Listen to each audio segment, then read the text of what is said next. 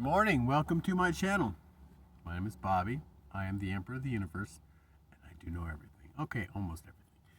One thing I want to talk about, interestingly enough, is democracy. And, you know, I was thinking about Carthage. I was thinking about the destruction of Carthage and how they end up, the point. I was listening to Kansas, the point and over your turn, and I was thinking you sail off into sea, and at what point do you've ran out of supplies to either go back, so you're forced to keep going and hope you hit land and water and food and all that stuff. Anyway, and Carthage and Rome had a big thing going against it, and Hannibal, which was a famous general of Carthage, they took famously took elephants across the Alps and then end up sacking Rome and winning.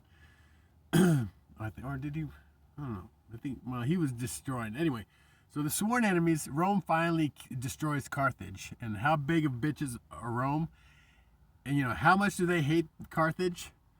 That not only do they destroy the whole city of Carthage, but they salt the ground so nothing will ever grow there. I mean, I don't know how much salt they dumped on Carthage, but that's a bitch move, right? Not only do you kill everybody, but you just salt the earth so nothing ever will flourish here. Yeah, talking about a bitch. Anyway. So here's the interesting part. Carthage, Carthaginians, anyways, were seafaring people, and that was their might, that was their power. As part of their powers being a seafaring, kingdom, and really good at sailing. Apparently, most of the royalty and all, they knew they were defeated and they weren't going to win. They took all their ships before the city got destroyed, and they had a harbor and they left, and they sailed off south, and apparently they ended up in South America.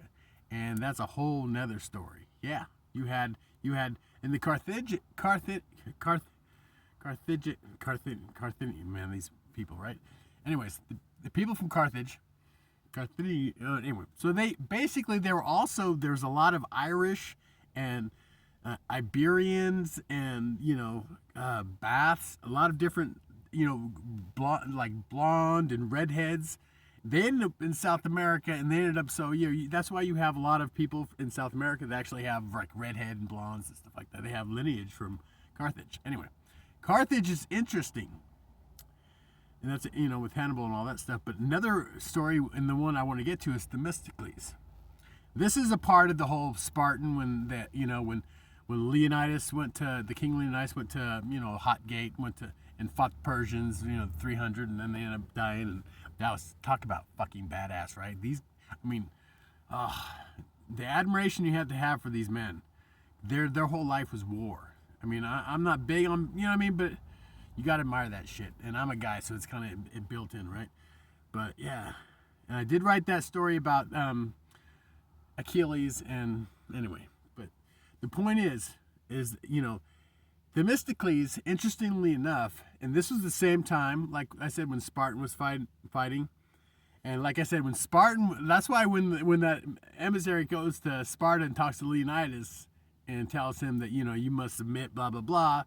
And he goes, if those boy lovers from Athens are willing to, snub you assholes, what makes you think we're going to bow, right? That kind of thing. So anyway, Themistocles was a lesser known, really important. This guy was a hip cat. So what happened at that time was there was a silver mine that was discovered in Greece. And at that time, they were a democracy where everybody in Greece, in Athens, got a piece of the mine. So everybody got $300 or that kind of thing. Everybody got a piece of it.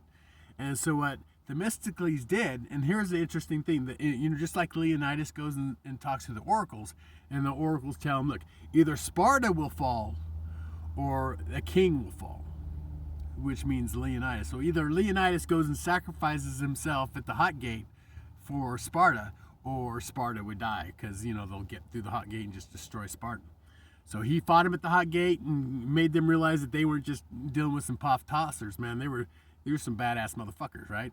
And that's what I love if you listen to the history of just that battle.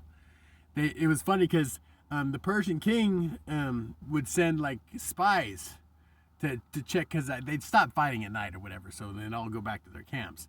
And so the Spartans were back in their camps, and this was after they were getting killed, and I mean they were outnumbered like millions to one, right? And the spies would come back and talk to the Persian king about what the Spartans were doing. Like, were they worried? Were they scared? Were they fighting amongst themselves? Whatever. And he goes, they're relaxing. They were exercising. They were grooming themselves. It was like they were just like on a vacation. They were fucking Spartans or fucking badass. Here's the thing. And in that one quote when that guy was talking about the glorious death, right? When he was like, hopefully one of them is up to the task to give me a glorious death. These people didn't think about living to be old. That was their glory. And this was the thing, interesting thing about Leonidas in the Chosen, the 300. How many men wish they could have been among the 300 because they knew where they were going. They knew what they were going to do. And that's what they lived for. The Spartan men lived for the glorious battle, for the death, the glorious death. They don't want to live to be an old man, crapping in their tunics or whatever. No, they want to die in battle. That was the glory of it. So, I mean, talk about badass balls, right? Anyway, so Themistocles convinced the people of Athens to take all that silver and build ships with it. Here's another interesting part about the oracle. There's an oracle that literally said that Athens will burn, or the people of Athens will live on in wooden castles, or something like that. To that, it was all cryptic. But basically, Athens would fall, or the people would figure out a way to fucking survive. And Themistocles did. He convinced everybody to pitch in the money and build ships. So they built like 300 ships. And what happened was he used most of the ships to fight the Persians at sea. And he was really effective of that. Because here's what they would do, is they'd only engage in the evening, in the early evening. Because you can't fight sea battles at night. So what Themistocles would do is he would take his ships and they wouldn't attack. They wouldn't fight. They would literally wait till the late afternoon and then they would attack, and they'd do these little attack missions, and they would start burning these assholes, and before they could regroup and figure it out, they'd bail and night would come. So that was a really genius. These people were hip, man.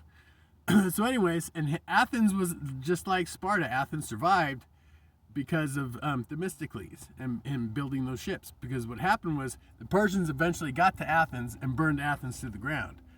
But the people of Athens escaped on those 300 ships that they'd actually pitched in for. So these people saved their own ass by not being selfish and being, maybe that's the point of this video, right? Is the fact that, if we can get the world and everybody in this world to just realize that the people in charge are just a bunch of selfish criminals, and they're not in it for our safety and our commitment and our longevity, then maybe we should do something about it as a collective, and not in some communist weird way, and not a political way, just literally just making things right and just being sensible and smart about everything we do.